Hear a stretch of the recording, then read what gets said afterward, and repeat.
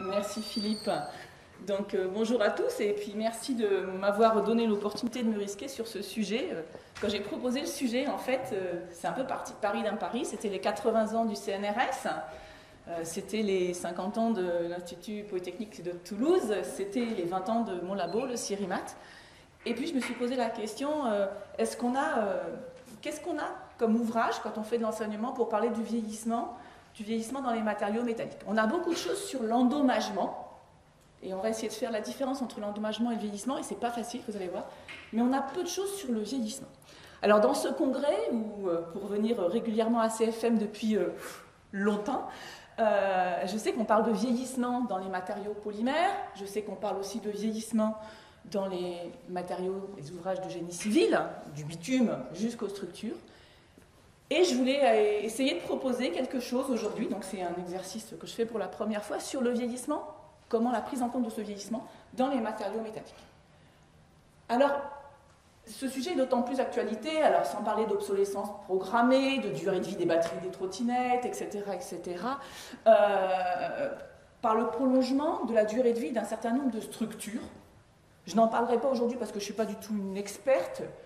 Bien évidemment, les structures nucléaires, tous les réacteurs à eau pressurisée, mais aussi les structures aéronautiques. Ces structures, c'est des designs qui ont été faits dans les années 70-80. Depuis, on a considérablement augmenté nos capacités de caractérisation et de simulation. Alors, qu'est-ce qu'on connaît du vieillissement? Et quand j'ai commencé à préparer cette conférence, je suis allée essayer de chercher les informations. Et c'est là où j'étais un peu déçue par le fait qu'il n'y en ait pas tant que ça, facilement accessible, en tout cas sur les matériaux métalliques. Ce qui est important, et je voulais juste partager ça avec vous, c'est qu'il y a des bases de données qui servent à capitaliser ces retours d'accidents. Alors, beaucoup d'entre vous ont entendu parler du BEA, le Bureau Enquête-Analyse, qui fait le suivi des incidents liés à l'aéronautique. Mais une part mineure est liée à des problèmes matériels. Elle n'est pas négligeable, c'est plus d'une dizaine de %, mais une énorme part n'est pas liée aux matériaux. Il y a aussi des bases de données, Mars en particulier, qui est une base européenne, dont je vais reparler. L'ASN suit pour la partie nucléaire. Et puis en France, il y a un organisme qui s'appelle le BARPI qui suit de manière générale tous les accidents industriels. Parce qu'il y a beaucoup de retours d'expérience qui sont liés à des incidents, soit dans les industries nucléaires, aéronautiques, chimiques et pétrochimiques. Ceci donne lieu bien sûr à des audits qui sont coûteux, à des contrôles. Donc bien évidemment, trouver l'équilibre entre le contrôle et la durée de vie, c'est toujours un optimum qui est recherché. Et puis, on ne peut pas oublier les données de la recherche publique. Il y a les données de la littérature, et puis il y a toutes les données qui sont non publiées. C'est bien notre problème, parce qu'il nous arrive à tous d'avoir des informations, de ne pas les publier, ou de ne pas les comprendre. Et donc c'est un sujet que j'ai trouvé extrêmement ouvert, finalement, en préparant cette conférence. Donc, dans le système, dans les informations que vous pouvez avoir, et je parle aux enseignants, ça peut être assez intéressant pour illustrer des cas, je vais vous en montrer juste quelques-uns. Il y a la base de données Mars, qui est une base européenne, qui reporte tous les accidents majeurs industriels, hors nucléaire, hors aéronautique, qui font l'objet d'une analyse. Mais ça fait l'objet d'une analyse par des gens, quand je suis allée piocher dans les rapports, qui ne sont pas toujours des spécialistes de matériaux. Donc, on va avoir des difficultés à exploiter ça. Enfin, ça prend du temps d'aller exploiter ça. Si on regarde de leur point de vue, du point de vue de ces bases, sur des centaines d'accidents, il y a 30% d'accidents majeurs. Alors, les accidents majeurs, c'est des accidents qui ont donné lieu à ou des pollutions majeures, ou des morts, ou des blessés. Il y en a 30% qui sont liés au vieillissement des matériaux et des structures. Je dis bien des matériaux et des structures parce que la notion d'assemblage est importante aussi dans un certain nombre d'accidents. Mais il n'y a pas de définition du tout unifiée du vieillissement.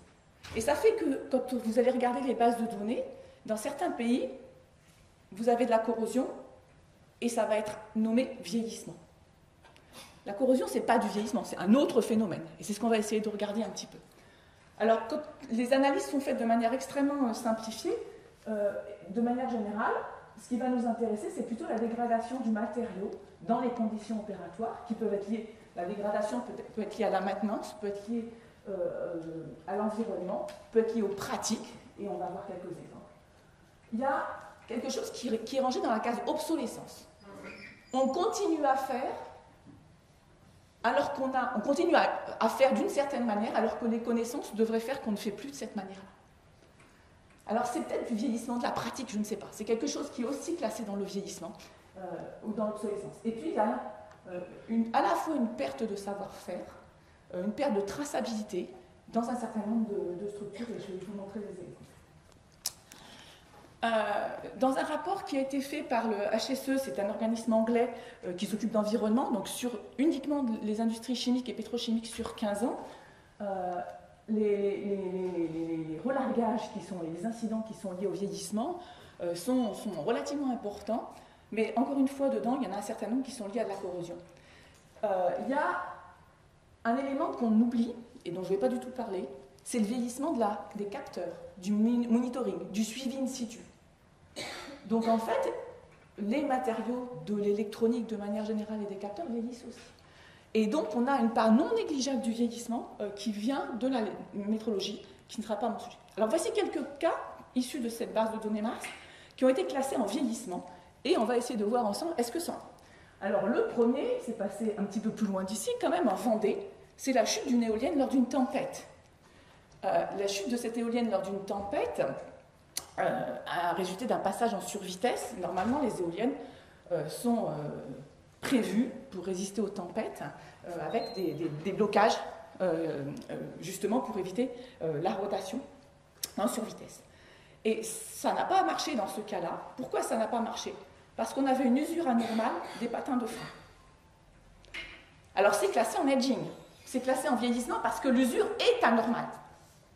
Mais on ne peut pas savoir, et le rapport ne conclut pas, si c'est le frein qui s'est anormalement dégradé au niveau du contact, ou si c'est une usure qui a été mal dimensionnée. Et ça, c'est important, parce que c'est question pour nous, savoir s'il y a vieillissement ou pas, on viendra. Est-ce qu'il y a un problème qui est lié au matériau et à sa condition d'exploitation, ou est-ce qu'il y a un problème qui est lié à la sollicitation mal prévue? Autre exemple, classé dans le vieillissement. La rupture d'un holoïdique. Alors, il est beaucoup plus vieux, celui-là, il a 49 ans. 26 mai 2014, dans 78. C'est le premier pipeline de France qui relie les installations portuaires de Rouen à l'Île-de-France. Bon, 1800 mètres cubes par heure, 70 bars quasiment. Il est enterré, il fait donc, je ne sais plus, 300 km, je suis, oui, 260 km, il est enterré sous un mètre de sol argileux à cet endroit-là. Vous voyez l'incident, et la pollution qui en a résulté. Alors là, je pense que ça commence à être intéressant parce que je ne pense pas que ça soit classé à tort dans le vieillissement. Il y a eu une fuite sur un tuyau ancien. Qu'est-ce qui se passe quand on démonte le tuyau, pas à l'endroit de la fuite, mais juste à côté? On trouve que ce tuyau, qui est un tube roulé soudé, a des ondulations en surface relativement importantes. Ces ondulations en surface, trace d'une déformation anormale, qui n'est pas liée à la pression du tube, résulte après enquête du passage d'engins par-dessus le tube. Engins agricoles qui, en 50 ans, sont devenus de plus en plus lourds. Donc quand on a dimensionné les tuyaux enterrés sous 1 mètre de terre, on n'a pas prévu l'évolution de la sollicitation. D'autre part, comme tous les oléoducs et gazoducs, ils font l'objet d'un contrôle régulier. Ce qu'on appelle le pigging, c'est-à-dire on passe un capteur à l'intérieur qui vient surveiller en particulier le dimensionnement.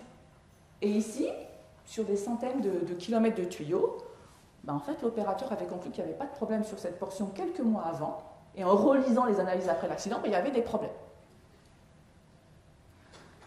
Ces inspections regardent aussi les évolutions de certaines propriétés magnétiques, voire procèdent à d'autres tests pour vérifier s'il y a des transformations, des choses anormales dans le matériau, dans ses propriétés physiques.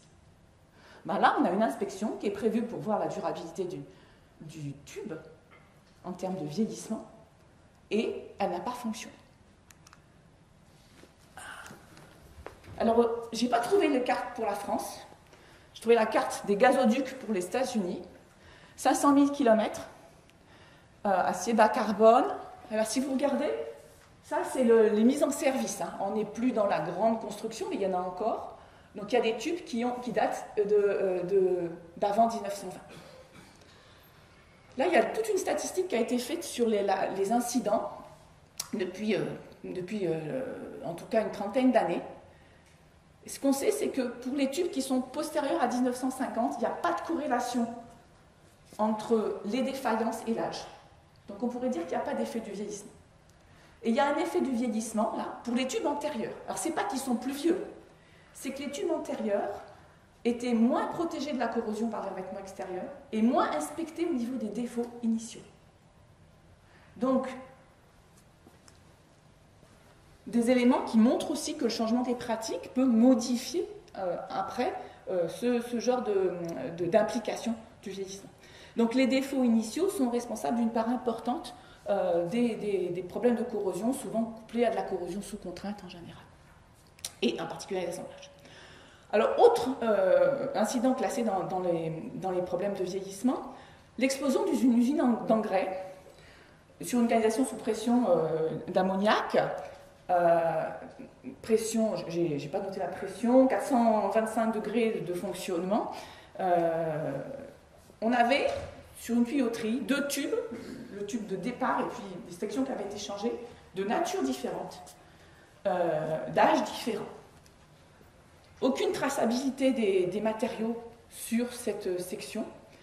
On a des modifications de microstructures mineures sur le tube qui avait 35 ans, mais clairement, d'avoir mis bout à bout 2 tubes de propriétés mécaniques différentes a focalisé, a amplifié la déformation de fluage sur le tube le plus ancien et qui n'était pas fait pour résister à ces températures. Dans ce cas-là, on a aussi une perte de connaissance puisqu'il n'y a eu aucune traçabilité de la matière qui a approvisionné le premier morceau de tube. Les process ont changé et en particulier, la température initiale du process n'était pas 425 degrés, elle est montée. Ces aciers ne sont pas faits pour travailler en fluage à cette température-là sur des grandes durées. Elle est montée avec le temps et il y a eu 2 incidents avec des surchauffes à 700 degrés, ce qui n'est pas rien en termes de fluage sous pression et de pression. Donc là, on a à la fois les conditions de service qui ont amené un sur-vieillissement, on peut appeler ça comme ça, le fluage, dans ce cas-là, n'était pas prévu, une mauvaise connaissance des conditions de service, et puis le fait aussi d'avoir plusieurs matériaux et des modifications non suivies au cours du temps. Alors voici, j'ai parlé des choses un peu dans la base de données qui sont des bases de données Mars qui sont des choses où aging, le vieillissement est clairement reporté en tant que vieillissement. On verra après si on appelle ça du vieillissement ou pas. C'est assez intéressant, c'est d'aller regarder le vieillissement des alliages aéronautiques. Alors voilà, vous avez la photo du premier vol de l'Airbus A320, 1987. Donc ça fait quand même un certain temps que cet avion vole. On en a son 1000e exemplaire, on en a fait un nouveau. Beaucoup d'alliages d'aluminium 2024. Et en 1987, CFM était à Nantes. C'était aussi en Bretagne. Je ne veux pas rentrer dans un point de politique. Ce qui est intéressant, c'est que dans les structures aéronautiques, on a un certain nombre d'avions qui ont aussi beaucoup d'heures de vol. Et en particulier, il y a eu pas mal d'études du côté de Tarbes, où il y a du démantèlement du tarmac, et aussi des études faites par les ailes anciennes sur des aluminiums, alors pas exactement le 2024, mais les AE4G qui sont un peu les ancêtres, qui ont une même structure de précipitation, pour aller regarder le matériau, comment il avait vieilli dans un bréguet, un vieux bréguet de pont, en allant prendre des échantillons dans des zones plus ou moins chargées mécaniquement et plus ou moins chaudes. On a été prendre des pièces pas trop loin des moteurs où on pense que c'était probablement plus chaud. Et donc il y a eu tout un travail qui a été fait et qui a conclu qu'il n'y avait pas d'évolution notable des microstructures, que ce soit avec ou sans contrainte. Mais c'est des questions qu'on ne se pose pas, en tout cas pas dans les conditions de service. Souvent on essaie d'accélérer avec la sollicitation ou avec la température, et on verra que ce n'est pas toujours des bonnes idées. Donc le retour d'expérience, prendre le temps d'aller faire le retour d'expérience hors incident, parce que quand il y a un incident, c'est une obligation, mais hors incident, c'est assez rare. Et il y a très peu d'exemples dans la littérature. Alors, ceci étant posé, on va essayer de regarder, avant de essayer de définir ce que c'est que le vieillissement, les symptômes du vieillissement. Alors les symptômes du vieillissement, le premier symptôme qui est reporté dans les exemples, c'est des changements de dimension ou de forme.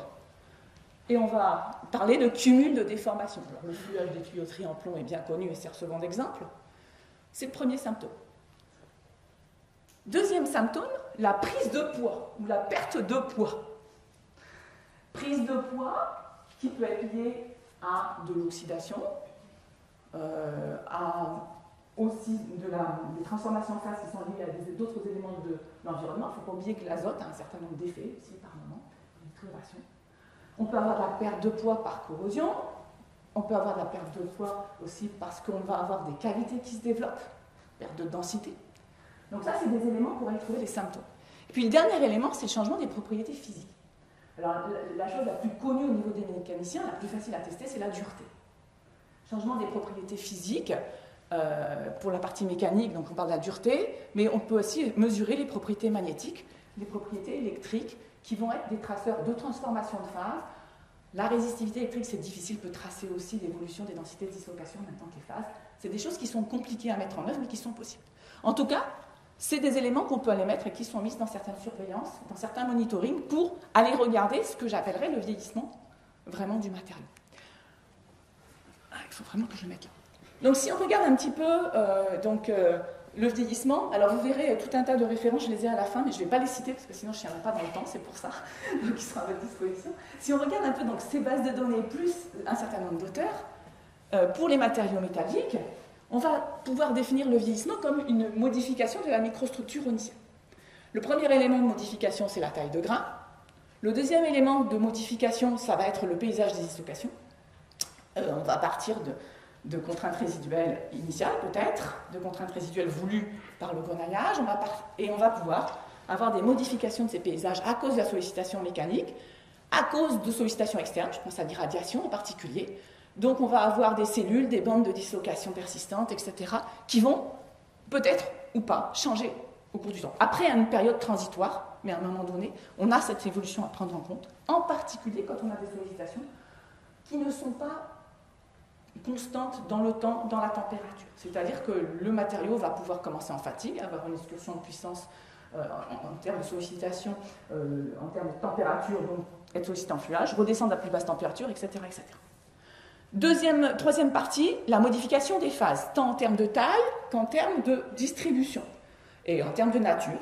Et j'ai mis les cavités, mais je ne veux pas du tout parler des cavités de la rupture ductile et de la mécanique de l'endommagement. Si on complète sur l'endommagement, des cavités qu'on va avoir, par exemple, je pense, dans l'irradiation, etc., qui vont être liées à un autre symptôme que celui de la rupture ductile. Et puis, il y a toute la réactivité. J'en ai déjà parlé, qu'elle soit par de surface ou qu'elle soit interne, les effets de l'hydrogène, les effets du carbone, les effets de l'azote, etc. Et l'érosion et l'usure, je ne les ai pas mis dans le vieillissement, on reste sur des phénomènes surfaciques, mais il faut faire attention pour tout ce qui est fatigue. Pour tout ce qui est corrosion et oxydation, la surface est importante. Donc la modification de la surface, elle peut avoir des impacts très très forts sur la durée de vie ultérieure de la structure. Bien évidemment, ces éléments sont liés aux sollicitations mécaniques, physiques, chimiques que subit le matériau ou la structure. Alors vous voyez bien déjà que quand on parle de vieillissement, il faut arriver à faire la différence. Est-ce que la surface a de l'importance ou pas? On va faire ça grossièrement. Donc est-ce qu'on est sur un composant mince ou pas? Alors, c'est quoi un composant mince? C'est pas simple à définir, mais à un moment donné, quand on va prévoir une structure, on va regarder si le phénomène part de la surface, quelle est la proportion de la section qui va être affectée.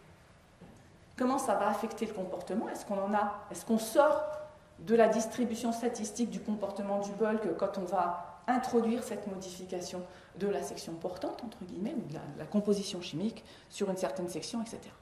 Donc c'est là où il va falloir se poser la question du dimensionnement, en particulier pour les structures, on optimise, on parle de fabrication additive, etc.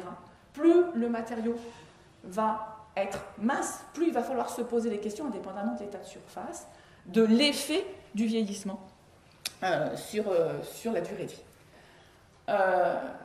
Parce que les gradients de microstructure vont créer des hétérogénéités de comportement et on peut avoir aussi des contraintes qui vont être issues et liées aux transformations de phase qui auront d'autant plus d'impact que la structure importante. Donc, dans la modification qui concerne tout le volume, je vais vous montrer les effets de la croissance, la taille de grain.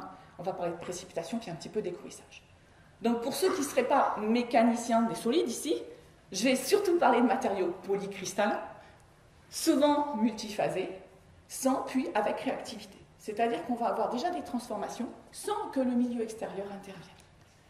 Alors la première modification qui va impacter, qu'on va mettre dans le vieillissement, c'est la modification de la taille de grain. Alors ça a été étudié dans les métaux purs, c'est aussi des phénomènes qui sont connus quand on a de la recristallisation. Et par exemple, pour les microstructures qui sont très écroïques, comme par exemple le plomb à 20 degrés, ben, ça va recristalliser à l'empreinte. Alors l'effet de la taille de grain, elle va modifier, tout le monde le sait, la durée de vie en fatigue, tant en amorçage qu'en propagation. Elle va aussi modifier la plasticité cristalline, et on commence à le modéliser.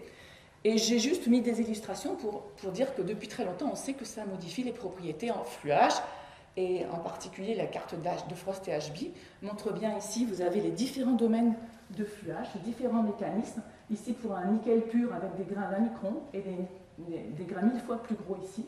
Et les lois qui vont nous permettre de modéliser la déformation viscoplastique du matériau changent de manière phénoménale quand on a une croissance de grains. Alors ici, il y a un facteur 1000, c'est exacerbé. Mais sur des structures qui vont fluer très longtemps, on peut facilement avoir des augmentations de taille de grain d'un facteur 10, ce qui peut, dans les lois, avoir une influence plus que d'autres. Donc, premier élément, la taille de grain. Un exemple, par exemple, sur les aciers avec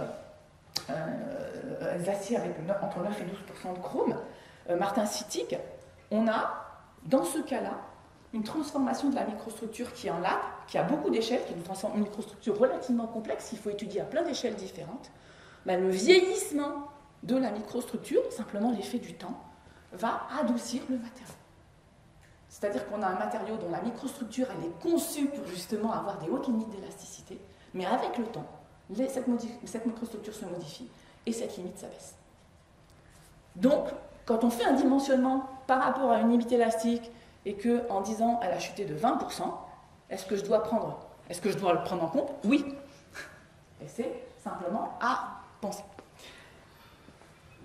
On va avoir des modifications aussi, on va mettre dans le vieillissement les modifications du paysage des dislocations.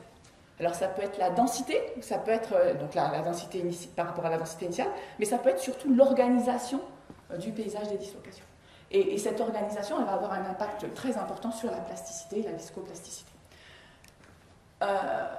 Encore une fois, juste pour donner un effet de l'écrouissage, là c'est encore des cartes d'HB, c'est l'effet sur le nickel pur, l'écrouissage initial change le mode de fluage, enfin influe sur les vitesses de fluage, et ça c'est bien connu, puisque on a bien sûr la présence des joints de grains et la taille des grains qui vont influer énormément sur la mobilité des dislocations.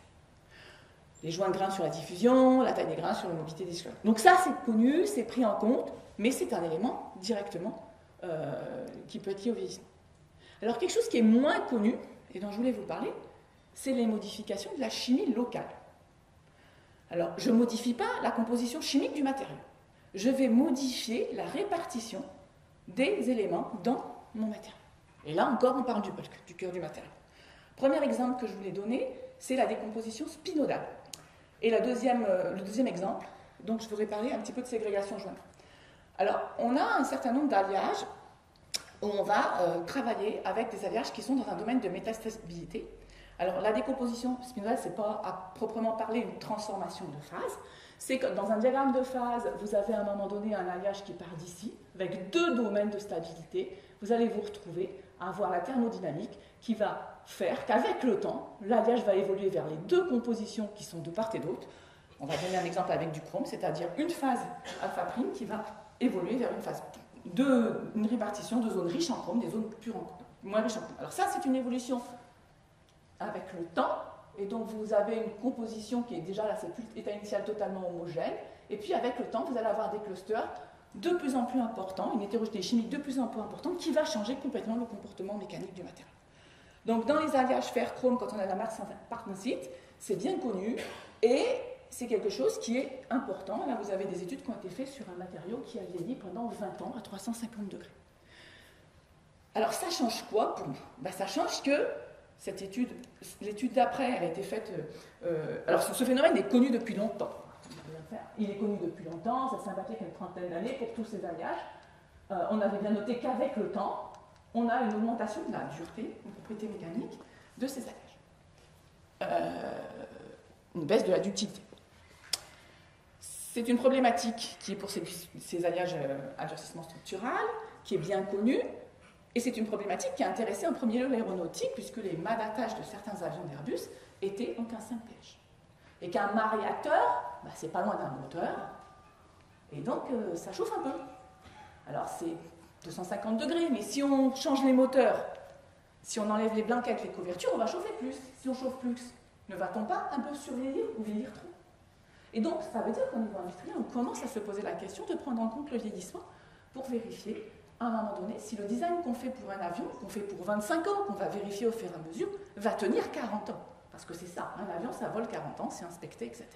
Et sur des pièces de structure de criticité de niveau 1. Alors, là, vous avez le vieillissement donc à 400 qui est accéléré, d'un 15,5 pH.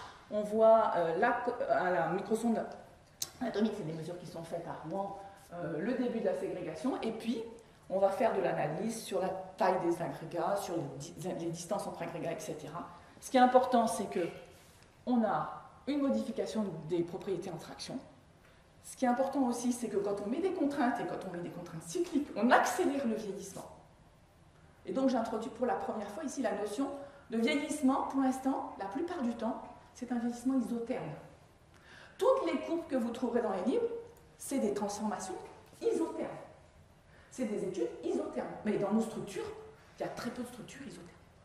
Et donc se poser la question de l'accélération liée au cyclage thermique, je vais montrer un exemple, est une question pour moi très très pertinente dans le vieillissement. Et de la même manière, quand il y a un cyclage au niveau mécanique, c'est une question qui va accélérer le vieillissement. C'est un problème qui va souvent conduire à une accélération du vieillissement. Et là, c'est le cas pour le cas 5 pH. Alors, j'ai montré les courbes de traction, ça c'est le premier problème, mais on a aussi des problèmes sur ce matériau-là de modification de la transition ductile fragile, avec des remontées de température non négligeables. Donc, clairement, oui, il faut prendre en compte le vieillissement dans ces alliages-là. Autre élément de ségrégation chimique, où la chimie intervient, c'est les problèmes de ségrégation, et en particulier les problèmes de ségrégation sur les joints grains. C'est des problèmes qui sont bien connus, tous les travaux qu'avait fait André Pinot sur la ségrégation du phosphore sur les joints de grains. C'est des problèmes qui peuvent avoir lieu dans des températures relativement basses, qui peuvent apparaître simplement dans le process de fabrication, qui peuvent apparaître en service. Ça va induire aussi des modifications des propriétés mécaniques. Il y a tout un travail qui peut être fait, qui doit être fait sur la composition de l'alliage et l'ingénierie des joints de grains pour se prémunir de ces ségrégations. Et donc là, c'est un autre élément. Là, on n'est pas sur une modification dans le volume, on est sur une modification de la répartition. Alors après avoir vu ces effets chimiques, je voudrais juste parler de la modification des phases en présence. Alors ça, c'est des choses qui sont un peu plus connues, justement, qui sont bien étudiées dans les diagrammes TTT isothermes, les diagrammes de précipitation. Ici, vous avez un alliage base nickel, un Co617 qui est bien connu, avec des photos après des vieillissements relativement conséquents de l'évolution de la microstructure et la précipitation de carbure CR23C6, qui vont modifier complètement le comportement mécanique. Et ici, je l'ai juste illustré par la modification de la loi de Larson-Miller. Donc on a des modifications de la durée de vie en fluage. Les joints de grains sont fragilisés, le fluage est modifié aussi par les précipités intra, et vous avez des modifications significatives si vous faites des tests sur les matériaux vieillis. Alors c'est pas facile parce que souvent on n'a pas le test sur le matériau en train de vieillir, on ne fait pas des tests pendant 30 ans, pendant 100 ans, pendant 20 ans, j'ai vu. Mais en revanche, on voit très bien que le comportement du matériau AT0 et le comportement du matériau extrait au bout de 30 n'est pas le même. Comment est-ce que je le modélise? Comment est-ce que je prends ça en compte? C'est en tout cas une question qu'il faut se poser. Alors je vais essayer de vous la montrer pour un autre cas, une thèse qu'on a eue à Toulouse, qui était un cas où on est venu nous chercher encore une fois, parce qu'il y avait pas encore un incident, mais en tout cas une inquiétude. C'était chez Safran, ex-Messier Bugatti Dotti, Safran Onyx System. C'est les portiques qui servent à suspendre les pièces, les trains d'atterrissage pour les traitements thermiques. Le portique, c'est une pièce, il faut que ça soit pas cher, c'est le train qui compte, pas la pièce. Et donc on va aller mettre ces pièces dans des fours, on va aller les tremper dans des bacs avec de l'huile, et on va avoir des atmosphères protectrices assez compliquées et bien contrôlées. Et on fait des cycles, et on veut que le portique dure le plus longtemps possible. Le problème qu'on avait, enfin le problème qui a été rencontré, c'est que le portique, il fluait de plus en plus. Et dans le dimensionnement initial par rapport pour donner sur ce matériau par rapport à la limite d'élasticité, par rapport à des choses qui étaient dimensionnées en isotherme. Il était prévu qu'on reste avec moins de 1% de déformation pour 4600 cycles. Ils ont pris un coefficient de sécurité de 10, ils ont fait 460 cycles. Et en pratique, au bout de 60 cycles, ils avaient déjà un portique qui avait tellement flué que ça devenait dangereux, on risquait de perdre les pièces dans la trempette de la trempe ou sur les opérateurs pendant les convoyages. Ça fait 4 mètres de haut, les pièces elles font pas loin d'une tonne, enfin voilà, ça tombe pas. Au niveau industriel, il y a des implications. Et les charges sont assez faibles, hein, on est à 8 ampères. Donc la question se posait, qu'est-ce qui se passe? Bon, je ne vais pas détailler toute la thèse en 1 minute, ce n'est pas l'objectif, mais c'est juste pour vous dire qu'en fait, il y avait de la précipitation des carbures et la précipitation de la phase sigma, qui est une phase fragilisante bien connue dans les inox, et dont le sommet ici de la courbe de décomposition, de présence, est aux alentours de 900 degrés. Or, on fait du cyclage thermique à 870 degrés, et on a de la présence de phase sigma. Et cette phase sigma, elle va croître et se développer beaucoup plus vite à cause du cyclage thermique, anormalement vite, pas comme c'était prévu. Alors, en première approximation, on dit, mais on met une phase dure, pourquoi ça flue plus? J'appauvris en chrome la matrice. Je modifie aussi pas mal le paysage des dislocations. Et ça suffit pour changer complètement le matériau. Alors ça suffit parce que c'est donc la modification ici, ce qu'on attendait en cinétique isotherme, et ce qu'on a en cinétique cyclage. Et ça n'a absolument rien à voir.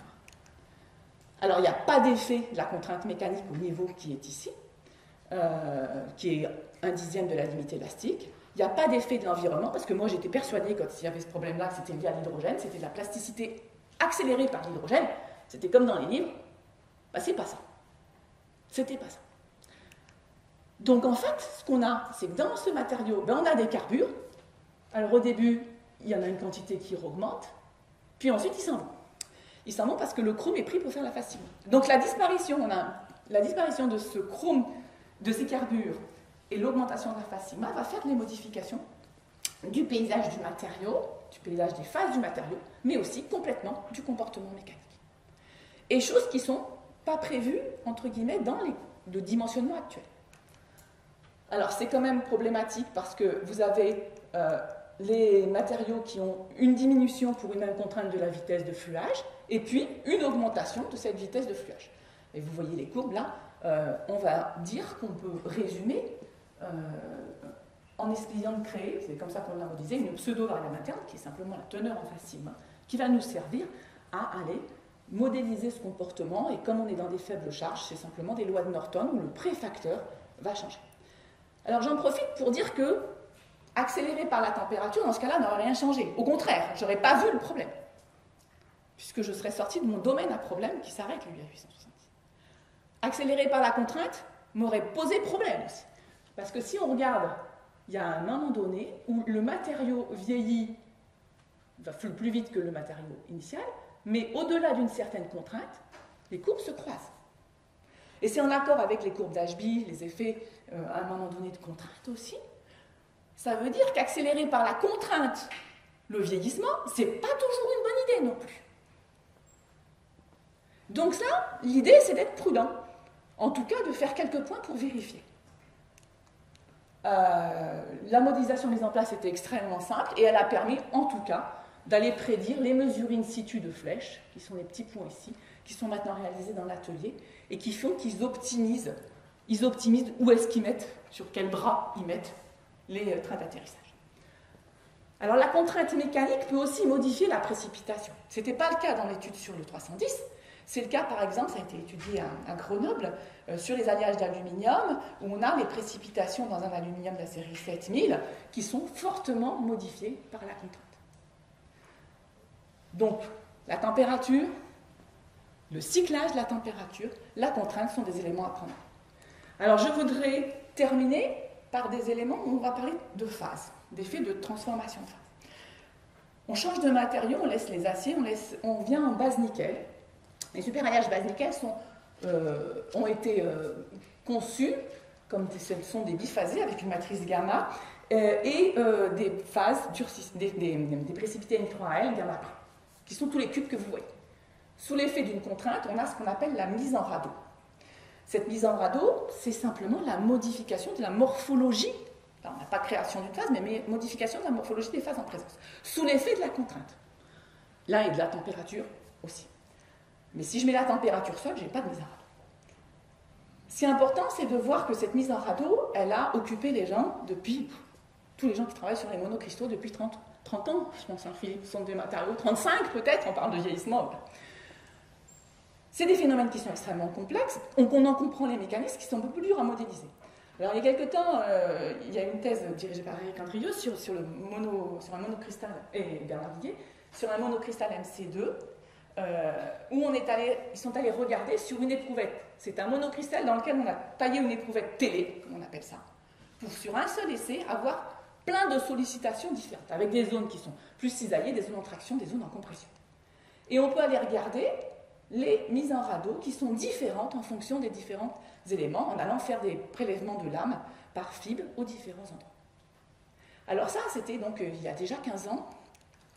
Maintenant, il y a des gens, dont certains dans la salle ici, qui vont utiliser les outils des champs de phase pour aller essayer de reproduire cette mise en radeau au niveau du matériau. Alors en mettant toute la physique de la diffusion qu'il y a derrière, tous les éléments de plasticité qu'il y a derrière dans les canaux gamma, et en essayant de reproduire pour différents cas les différentes variantes des gamma primes qui sont présentes. Alors ça, c'est des choses qui sont plus récentes, hein, donc c'est des choses qui sont rendues possibles, qui sont encore difficiles parce qu'il faut arriver à rendre compte aussi de l'évolution du paysage des dislocations dans les canaux de la matrice gamma en fonction du temps. Et donc certains modèles sont calés avec des jeux différents entre le début et la fin. Alors il y a des modèles plus phénoménologiques, celui d'à côté qui a été développé à Poitiers, dans la thèse de Demora, pour le CMX4, où on va aussi prendre en compte ces évolutions, et donc les effets de la contrainte directe sur cette mise en radeau.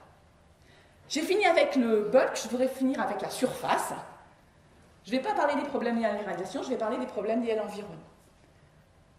Je vais commencer par les problèmes pour les alliages qui forment de la chromine en surface, que ce soit les inox ou les alliages de 600, 690, 718.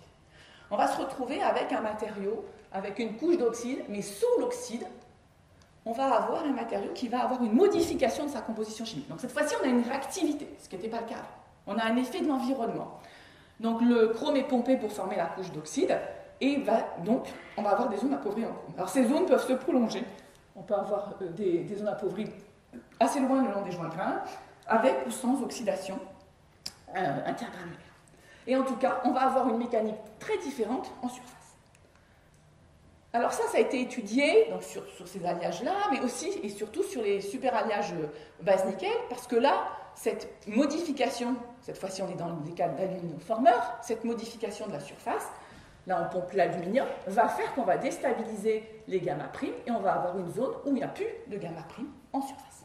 Sur des zones minces, on parlait de dimensionnement, ben c'est un vrai vieillissement. C'est-à-dire qu'on a derrière, indépendamment de la couche d'oxyde qui est formée en surface, une modification substantielle des propriétés mécaniques du matériau.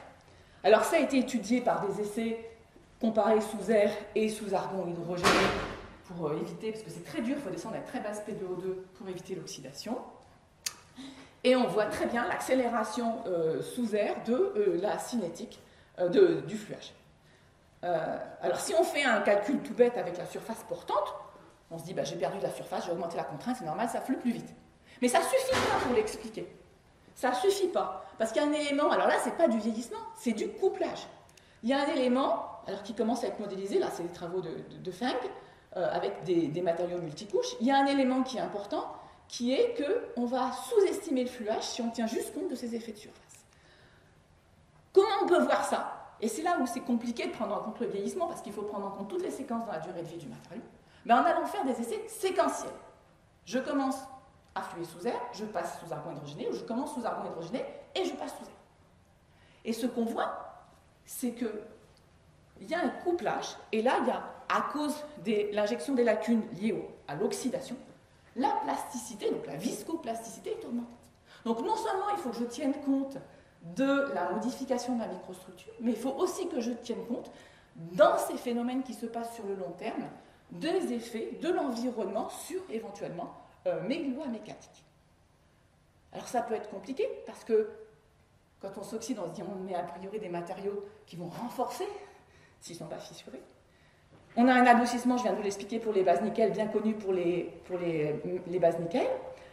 Et on a une compétition des deux mécanismes qui n'est pas facile à prendre en compte dans le vieillissement des matériaux avec des épaisseurs de microstructures qui changent. Mais on commence à y arriver. Alors ça, c'est connu depuis longtemps. Il y avait des lois empiriques, ça c'est des essais qui ont plus de 50 ans, sur D304, où on avait des courbes de fluage dans différents environnements, sous air, sous hélium, qui conduit à de la décarburation, où on voit les effets très nets de l'environnement sur des essais, alors ici d'un 1000 heures, ce n'est pas des essais très longs, mais de 1000 heures, parce que là, la microstructure, elle est modifiée par la réactivité du matériau de l'oxyde. Donc on pense souvent à l'oxydation, attention, on peut avoir des atmosphères qui vont conduire à de la décarburation, et les carbures sont souvent des éléments qui nous vieillissent. Alors je termine avec les alliages hexagonaux, les titanes, on peut parler aussi des zirconiums, qui, quand ils s'oxydent, vont avoir ce problème lié à la couche d'oxyde, mais dessous on va avoir un enrichissement dans un élément, l'oxygène, qui va modifier complètement la couche sous-jacente. Et là on est dans le vieillissement.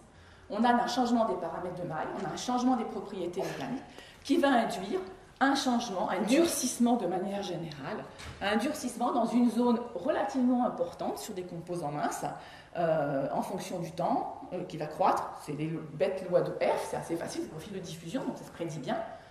Par contre, il faut aller prédire la modification des microstructures. On a ici, nous, testé sur un certain nombre d'alliages d'aluminium, le module Jung, il va dépendre quasiment linéairement, même si c'est un isotrope, de la teneur en oxygène. Il peut être doublé sous la peau. Et le fluage, il va aussi être modifié. Pas dans sa nature, la loi de Norton reste la même, mais dans sa cinétique. Et là, il faut arriver à le prendre en compte via des modèles où vous allez tenir compte de tous les éléments de la microstructure. Alors ces modèles, ils marchent uniquement quand on n'a pas de fissuration. Et là, on n'est pas dans la section 11, il n'y a pas de fissure, il n'y a pas d'endommagement. Il y a une modification des matériaux au fur et à mesure du temps. Sur des bases titanes qui vont être à 350-400 degrés pendant 10 ans, c'est un élément important si les pièces font moins d'1 millimètre, moins de 2 millimètres. En tout cas, ça peut se prendre en compte. Donc, j'en arrive à la conclusion. J'essaie de vous montrer sur les matériaux métalliques les phénomènes du vieillissement qui peuvent être faciles à détecter avec les modifications de la microstructure initiale, que ce soit la taille de grain, le paysage des dislocations, les modifications de phase en termes de nature et distribution, ou les modifications de la cartouche chimique. Quelques éléments aussi pour vous dire que, et je voulais moins insister là-dessus, il faut prendre en compte la réactivité du matériau, mais ça on y pense en général, alors que la première partie on y pense moins. Donc il y a des éléments bien sûr que je n'ai pas pu illustrer dans ce temps-là, et c'est des points qui sont importants parce que ces éléments de mécanique de l'endommagement, ben, vous les avez clairement dans la section 11 en particulier.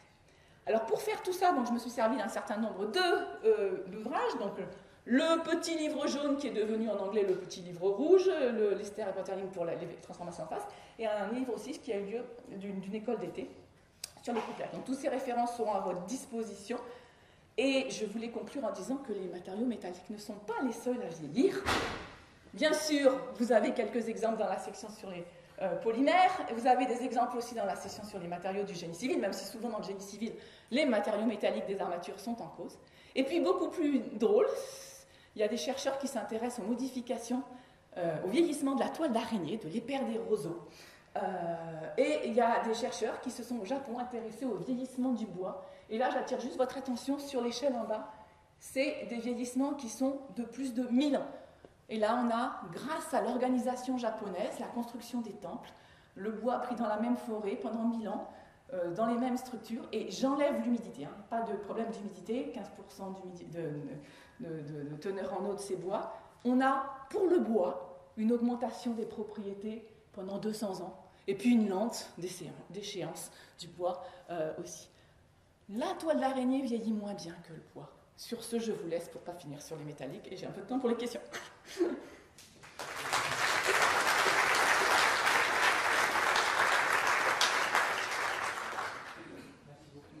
Merci beaucoup Dominique. Donc on a effectivement la place pour une ou deux questions. N'hésitez pas. Hein. Questions brèves, on essaiera d'avoir des réponses également brèves.